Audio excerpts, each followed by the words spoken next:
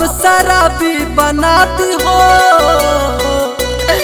तोहर गाँव में सनम अब शराबी बनाती हो। तोहरा इहे आदतिया जान हे जान हो। तोहरा इहे आदतिया जान अपराधी बनाती हो। तोहरा इहे आदतिया जान अपराधी बनाती हो हे जान। Recording by ZTV Sitaman.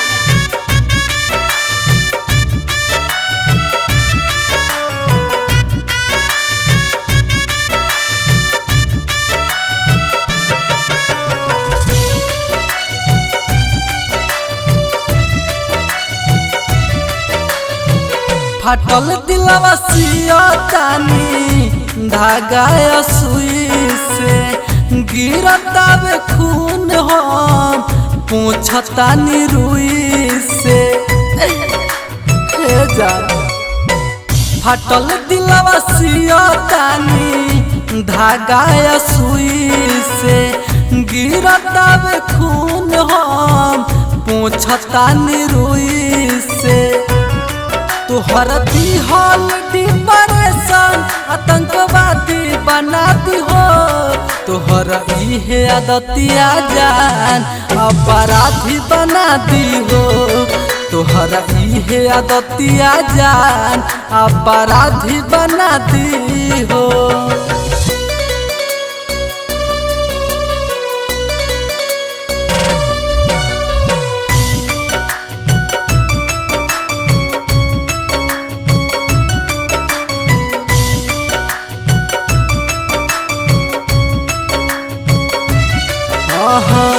नफरत के आगी में झोंक दिहलु जान हो।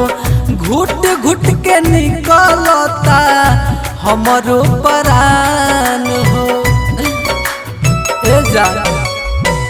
नफरत के आगी में झोंक दिहलु जान हो।